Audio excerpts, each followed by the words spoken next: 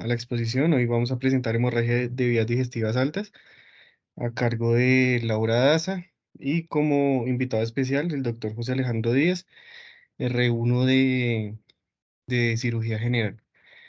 Si quieres, Laura, vamos empezando.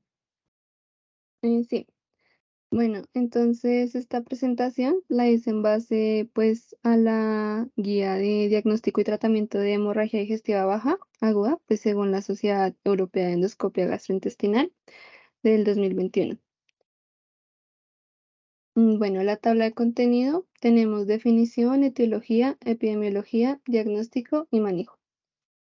En cuanto a definición, entonces pues la hemorragia de vías digestivas bajas, pues digamos que como tal, se va a definir como el sangrado por debajo del ligamento de Treace, ¿sí? El sangrado gastrointestinal, pues va a ser un término utilizado pues para cualquier tipo de sangrado que ocurre dentro del tracto gastrointestinal, desde la boca hasta el ano y pues se puede clasificar dependiendo pues del punto anatómico del ligamento de Treace, si es de la vía superior o de la vía inferior.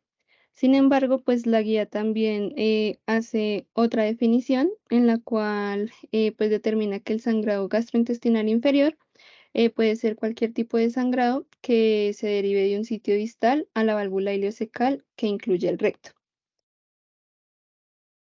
En cuanto a la etiología, pues vamos a tener cuatro, principalmente pues anatómicas, como lo son los divertículos. Inflamatorias, pues ya principalmente tenemos ahí lo que es la enfermedad inflamatoria intestinal, entonces incluye lo que es colitis ulcerativa y enfermedad de Crohn, vasculares como lo son las hemorroides y por último tenemos las neoplasias.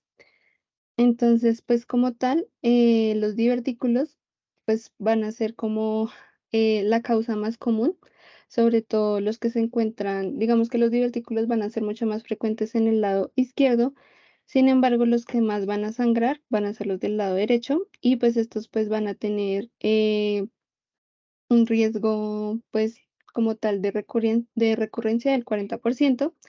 La hemorragia diverticular, pues por lo general va a ser indolora y pues aparece en consecuencia de una erosión a nivel de la arteria que va a penetrar el divertículo. Las angiodisplasias, pues van a ser más común en el colon ascendente y van a generar sangrados episódicos indoloros. Estas, pues digamos que generan el sangrado porque pues van a ser arterias como muy débiles. También está lo que es la colitis, que va a ser un sangrado, pues, digamos, como en menor cantidad, pero puede acompañarse de diarrea o dolor abdominal.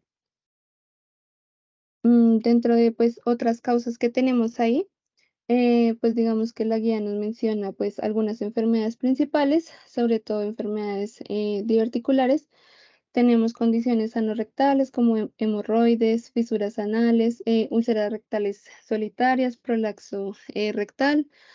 Otros traumas, lesiones vasculares como las angiectasias, las telangiectasias hemorrágicas hereditarias, también lo que es la colitis, principalmente pues lo que es colitis ulcerativa, enfermedad de Crohn, colitis isquémica, colitis infecciosa o colitis indeterminada. También tenemos los pólipos como adenomas o amartomas, los iatrogénicos principalmente van a ser por polipeptomías. Y también tenemos enfermedades malignas como van a ser cáncer colorectal, cáncer anal y pues algunas metástasis. Ya en cuanto a epidemiología, entonces el sangrado diverticular pues va a ser la causa más común de hemorragia de vías digestivas bajas, con una incidencia superior del 20% en los pacientes que han ingresado pues por este motivo de consulta en el hospital. También tenemos las enfermedades anorrectales que van a ser la segunda causa más frecuencia de, de hemorragia de vías digestivas bajas y pues se va a diagnosticar entre el 12 y el 21% de los pacientes ingresados en el hospital que también cursen con algún tipo de síntoma de esta patología. Sin embargo, pues también la hemorragia hemorroidal masiva en pacientes de edad avanzada también se puede dar en pacientes que pues tomen anticoagulantes. Y otras causas, pues tenemos diferentes tipos de colitis, pues como la colitis isquémica, la proctitis por radiación, malformaciones vasculares como las angiectasias y cáncer colorectal. Algunos factores de riesgo importantes, pues digamos, estos factores de riesgo, como el consumo de alcohol, tabaquismo, el consumo de AINES, dosis bajas de aspirina, fármacos antiplaquetarios distintos de la aspirina, pues van a ser factores de riesgos independientes a esta patología. Sin embargo, pues varios estudios han demostrado que en cuanto pues se va aumentando pues el consumo de dosis bajas de aspirinas o también de lo que son AINES, pues se puede como digamos aumentar este riesgo de tener hemorragia de vías digestivas bajas, sobre todo también en pacientes que pues toman anticoagulantes. Y pues digamos que se realizó un estudio en el Reino Unido con pues más de 109 199.000 personas, en las cuales pues se hizo un seguimiento de 5.4 años y estas recibieron pues aspirina en dosis bajas y la incidencia de hemorragia de vías digestivas bajas fue de 1.22. En cuanto a la presentación clínica, entonces tenemos hematoquesia o rectorragia, en el cual pues se va a caracterizar por un sangrado rutilante, pues indica sangrado de colon izquierdo o a nivel rectal. La hematoquesia o melena suelen indicar sangrado del lado derecho y según la etiología hay otros síntomas asociados, pues digamos el síndrome constitucional, pues se podría asociar a una neoplasia, la diarrea como tal a un síndrome de Crohn o dolor abdominal a otro tipo de enfermedad inflamatoria intestinal. En cuanto al diagnóstico, pues va a ser muy importante, principalmente mencionaba la guía, una historia clínica completa, sobre todo los antecedentes de comorbilidades por los factores de riesgo que pues anteriormente les venía mencionando. También pues en esa historia clínica, pues mirar también el historial de farmacológicos en cuanto a anticoagulantes o el consumo de AINES. También va a ser muy importante valorar el estado de hipovolemia, ya si es leve, moderada o severa, debido a que pues los pacientes, digamos que una forma de diferenciar la hemorragia de vías digestivas altas de las bajas, pues va a ser como el estado hemodinámico. Entonces, pues valorar el estado de hipovolemia, pues va a ser muy importante para saber, pues determinar la etiología, si el sangrado es de vía superior o de vía inferior. Y también va a ser muy importante, pues, algunos paraclínicos como lo es el hemograma, la función renal, el perfil hepático y los tiempos de coagulación, sobre todo si el paciente requiere una transfusión. Y también es importante estadificar, pues, el riesgo. Entonces, para la estadificación del riesgo, la guía nos presenta el Oakland Score. Este, pues, fue, digamos que una escala que fue validada a través de un estudio retrospectivo que incluyó 38.067 pacientes ingresados en un hospital de Estados Unidos y pues digamos que los distribuyeron en 140 hospitales diferentes. Entonces, esta escala principalmente se usa para predecir el alta segura. Entonces, la guía define el alta segura como la ausencia de nuevas hemorragias hospitalarias, transfusión de glóbulos rojos, intervención terapéutica, muerte hospitalaria y reingreso con hemorragia de vías digestivas bajas posterior a dentro de los 28 días.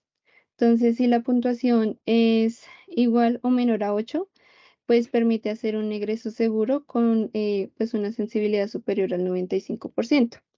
Entonces, esta escala evalúa pues los siguientes variables como es la edad, el sexo, pues digamos si hubo una admisión previa de pues una hemorragia digestiva baja, pues digamos los hallazgos a nivel del tacto rectal, también pues la frecuencia cardíaca, lo que es la presión sistólica y la hemoglobina. Y dependiendo de eso, pues nos dan una serie de puntajes. Entonces, en cuanto a la edad, pues va a ser un puntaje de 0 a 2.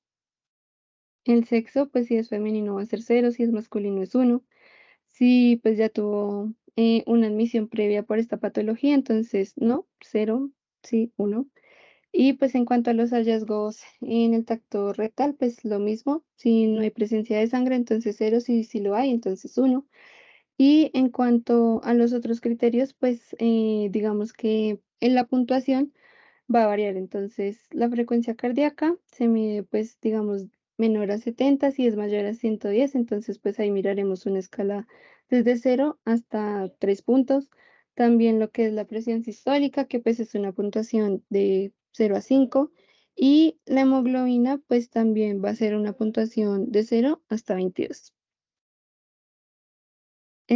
Estos eran otro tipo de escalas que pues mencionaba la guía, que pues está el Bleed, el Nowlands, el Straight, el Glasgow. Entonces, pues digamos que la guía recomienda es la Oakland, pues digamos como para también facilitar, porque pues utiliza, digamos, variables mucho más fáciles. Sin embargo, pues estas también se pueden usar porque pues según lo que mencionaba la guía, pues van a tener como una sensibilidad pues similar. En cuanto a la transfusión de sangre, entonces pues la guía nos hacía dos tipos de recomendaciones. Una es, pues digamos, los pacientes que estén hemodinámicamente estables y que presenten hemorragia de vías digestivas bajas y no tengan antecedentes de enfermedad cardiovascular, se debe realizar una transfusión de sangre cuando la hemoglobina esté por debajo de 7 gramos por decilitro. Si en cambio, pues digamos, el paciente sí tiene una enfermedad cardiovascular aguda o crónica y está hemodinámicamente estable y presenta esta patología, pues digamos que la transfusión va a ser mucho más liberal y pues va a ser por rangos de hemoglobina menores a 8 gramos por decilitro. En cuanto a la determinación etiológica, entonces, pues la guía nos hacía la recomendación de que pues se debía realizar una endoscopia gastrointestinal superior en pacientes que pues presenten esta patología y también tengan inestabilidad hemodinámica, a menos de que ya se haya realizado una angiografía por tomografía computarizada que muestre una fuente de hemorragia definitiva en el tracto gastrointestinal inferior. Entonces, pues siempre la elección va a ser una endoscopia, pero pues si ya se realizó la angiografía, pues por un TAC, entonces pues ya no es necesario hacer como tal la endoscopia. Del 10 al 15% de las causas de sospecha de hemorragia digestivas bajas son realmente de vías digestivas altas. Por eso lo que les venía mencionando que pues es muy importante saber si el paciente está hemodinámicamente estable o no. Y si no se encuentra sangrado como tal, entonces pues ya se buscará hacer una colonoscopia o estudios radiológicos. En cuanto a la colonoscopia, pues este va a ser el examen de elección, sí, es como el primero que se hace porque pues digamos que también va a ser terapéutico. Entonces este va a tener pues una precisión diagnóstica del 42 al 100% y se hace entre las 24 y 96 horas sin aumentar la tasa de eventos adversos y también se realiza preparación oral con polietilenglicol. La guía pues mencionaba que siempre debía prepararse pues con este polietilenglicol, ya que pues digamos que eso le daba como una precisión diagnóstica mayor y pues digamos que si no se tolera pues este tipo de examen se da manejo, mentiras, si no se tolera la preparación oral con polietilenglicol, entonces pues se le da manejo antiemético o sonda nasogástrica. En cuanto a los estudios radiológicos, pues estos solo van a ser útiles cuando el paciente no esté estable hemodinámicamente. Entonces, en primer lugar, tenemos el angiotac. Este, pues principalmente va a ser usado cuando haya un sangrado activo de 0,3 a 0,5 centímetros cúbicos por minuto. Va a tener una especificidad y sensibilidad pues del 92 al 85%. No es terapéutica y requiere radiación y tiene mayor riesgo de nefropatía por contraste, por eso pues prefiere usarse mejor la colonoscopia. En cuanto a la angiografía por resonancia magnética, esta pues requiere un sangrado activo de 0,5 a 1 centímetros cúbicos por minuto. Esta sí tiene beneficio de ser terapéutica, se realiza a 90 minutos posterior al angiotac. Si pues digamos no había una identificación previa al sangrado, entonces se inicia por la mesentérica superior y luego por la mesentérica inferior y finalmente por el tronco celíaco. La gamografía con eritrocitos marcados no es una técnica muy usada debido a que pues esta no es como muy específica, porque en esta se usan, digamos,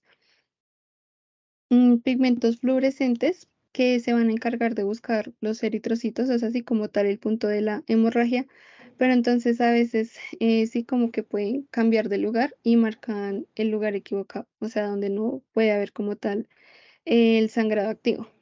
Sin embargo, pues puede usarse cuando hay sangrado activo de 0,1 a 0,5 centímetros cúbicos por minuto. Y pues lo que ya les había dicho que tiene una precisión limitada pues para identificar el sitio de la hemorragia.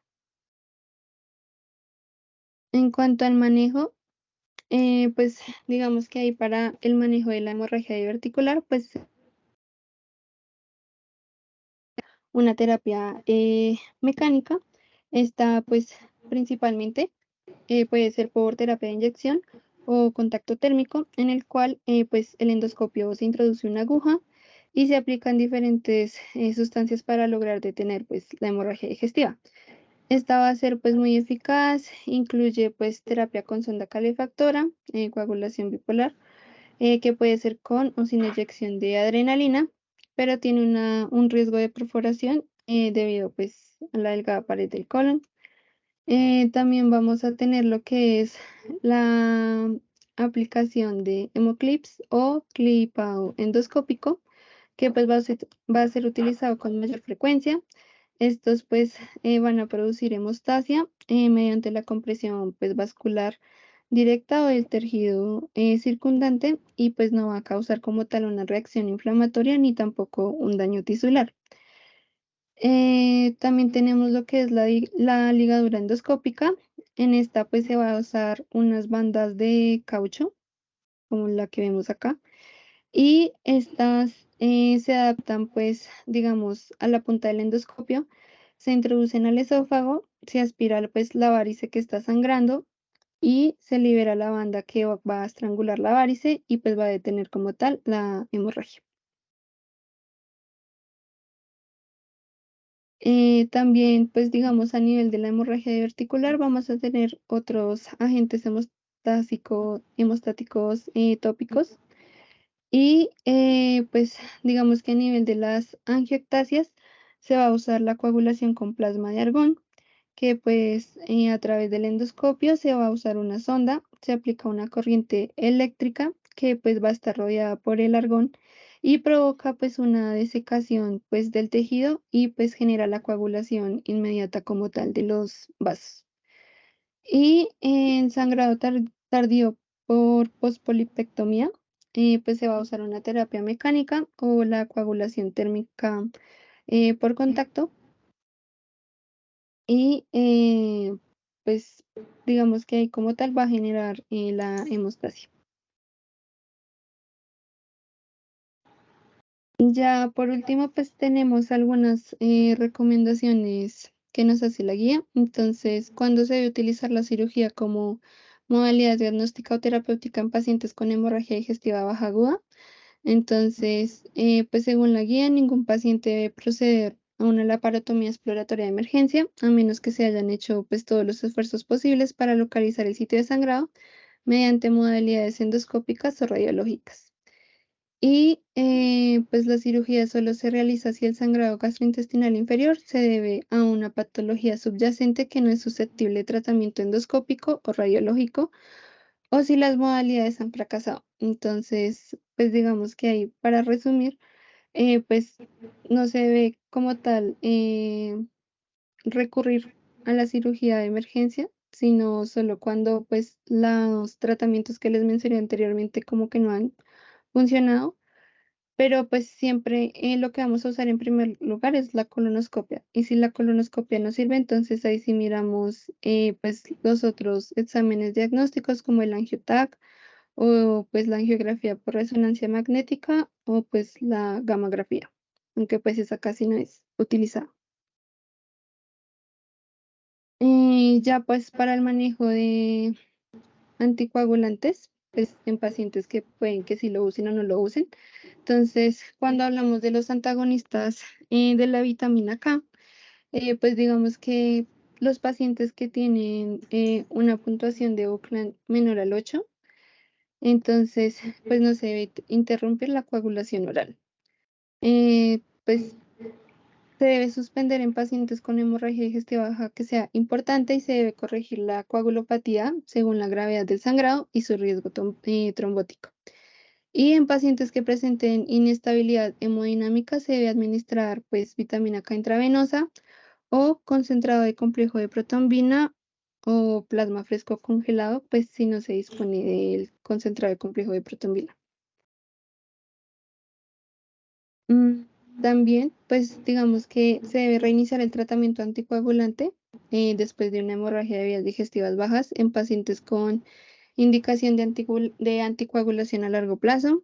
Pues se debe reiniciar la anticoagulación a partir de los 7 días después de la interrupción de los antagonistas de la vitamina K en pacientes con bajo riesgo trombótico y en aquellos con alto riesgo trombótico, pues se recomienda la reanudación más temprana del anticoagulante, ya sea con puentes de heparina, preferiblemente dentro de las 72 horas.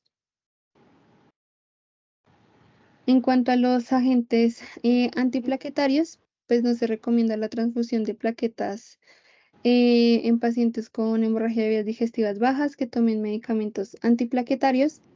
La aspirina, pues digamos, si se usa por prevención secundaria, no se debe suspender. Si se suspendió, entonces iniciar de nuevo antes de los 5 días. Y cuando se usa para la prevención primaria, sí se debe suspender. También no se recomienda suspender la doble terapia antiplaquetaria.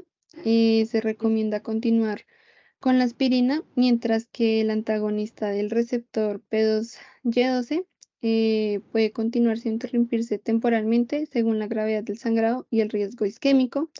Si se interrumpe, entonces el antagonista del receptor P2Y12 se debe reiniciar dentro de los 5 días si aún está pues indicado.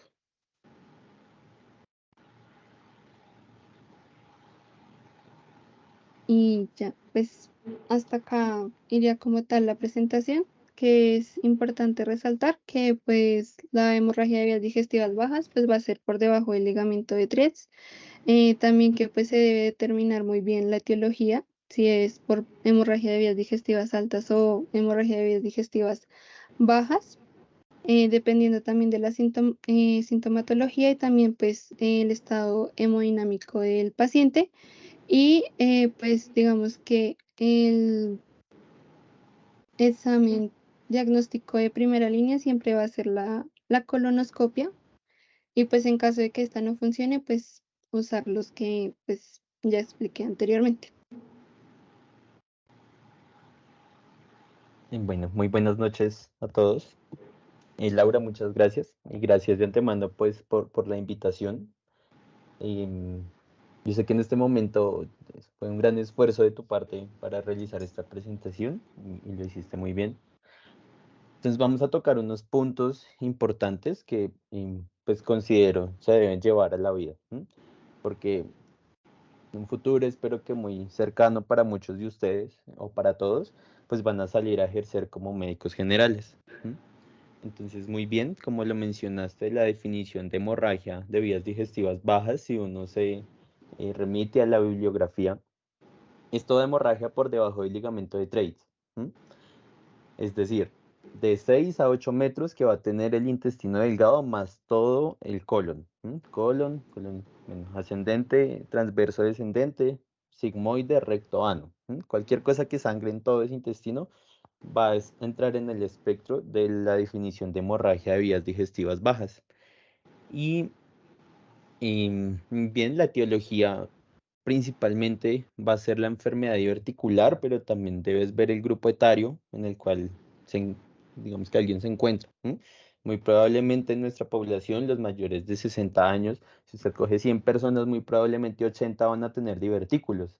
La pregunta es cuáles de ellos van a tener una enfermedad diverticular que les va a realizar un sangrado y una hemorragia vías digestivas secundarias. Muy probablemente en una persona joven, 20, 25, 30 años, que sufre estreñimiento, ¿m? Y muy probablemente son hemorroides. Y eso va al segundo punto importante. Dentro de las cosas más importantes que uno tiene que tener como médico general es la historia clínica completa y la revisión de los pacientes, porque una cosa es tener una hemorragia digestiva solita y otra cosa es tener una hemorragia digestiva con un dolor abdominal. Si tiene el dolor abdominal, a veces uno enfoca al paciente como que puede tener algo infeccioso, ¿m? O una enfermedad inflamatoria intestinal. Mensaje importante de esto: todo paciente con hemorragia de vías digestivas bajas o altas, más que todo bajas, va a ir con tacto rectal. El tacto rectal nos ayuda a identificar principalmente hemorroides o de pronto es un cáncer que uno puede, de recto inferior o de recto medio, que uno puede sentir mediante el tacto rectal. ¿Sí? Ahí es que uno empieza a enfocar a las personas. Recuerden que dentro de lo más importante de la hemorragia es que la hemorragia, si uno no la controla, va a terminar en un choque hipovolémico. Em, Muy probablemente más adelante o en séptimo semestre los que ya están acá y ya vieron esto, van a entrar en el tema de choque, los grados del shock.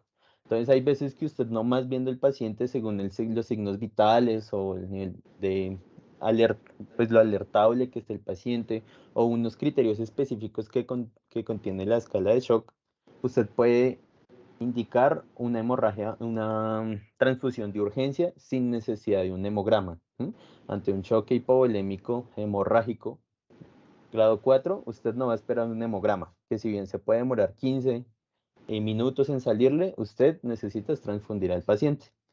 Y muy bien, dentro de los paraclínicos, lo primero que uno piensa cuando tiene una hemorragia de vías digestivas bajas es la colonoscopia. Recuerden que estamos en Colombia, estamos en Bogotá. Afortunadamente, pues varios de los que estamos acá estudiamos o tenemos relación con pues, nuestro gran hospital de cuarto nivel. Pero imagínense que cuando ustedes se gradúan, tal vez van a trabajar en un segundo nivel, o en un tercer nivel que únicamente tiene gastroenterología los martes y los jueves de 7 de la mañana a 1 de la tarde. Y resulta que le llegó el paciente con hemorragia digestiva baja el viernes. Entonces usted tiene que definir, oiga, ¿vale la pena hospitalizar a este señor para tenerlo 4 días esperando una colonoscopia, o yo le puedo dar su colonoscopia ambulatoria? Y para eso sirve la medicina basada en la evidencia, es decir, el score de Oakland, que es el que realmente más utilizamos y es el que tiene mayor sensibilidad y especificidad según la medicina basada en la evidencia. Oakland menor a 8, individualizando el paciente, usted puede definir darle un tratamiento ambulatorio. Hay un problema digamos que no problema, sino hay una situación con la colonoscopia, y es que la colonoscopia lo máximo que puede visualizar es hasta el ilion terminal. O sea, mira todo el colon y llega hasta el ilion terminal. Y resulta que la colonoscopia negativa, endoscopia negativa, repite la colonoscopia y negativa. Entonces uno ya sabe que muy probablemente en el intestino delgado, en alguna parte de esos 9 metros, el paciente sigue sangrando. Y ahí es cuando entran otros, digamos que otros estudios adicionales, como bien lo mencionaste, el angiotac o la videocápsula. La videocápsula es una cápsula como una tableta, una cápsula de un medicamento que pues la persona ingiere, y este atraviesa todo el intestino tomando fotos progresivamente. ¿Cuál es el inconveniente? Que imagínense que obviamente va pasando por todo el intestino intraluminal y únicamente le va a tomar fotos, no sé, a la pared superior o a una de las paredes del intestino. Y resulta que el sangrado estaba en la pared contralateral. Entonces esta también es una limitación que puede tener la videocápsula. Fuera de eso, Es importante mencionar que en la hemorragia de vías digestivas, tanto altas como bajas, tiene que tener un equipo multidisciplinario. Es decir, hay un cirujano o gastroenterólogo, digamos que prioritariamente, o el grupo que debe manejar una hemorragia digestiva, incluye el gastroenterólogo y, si es necesario, un radiólogo intervencionista. ¿M? Efectivamente, las indicaciones para operar una hemorragia digestiva a ciegas no existen. ¿M? Digamos que es muy complicado a menos que pues la hemorragia amenace la vida del paciente. Y bueno, nuevamente, Laura, muy bien la presentación y gracias por la invitación. Si alguien tiene alguna pregunta o comentario adicional, puede realizarlo.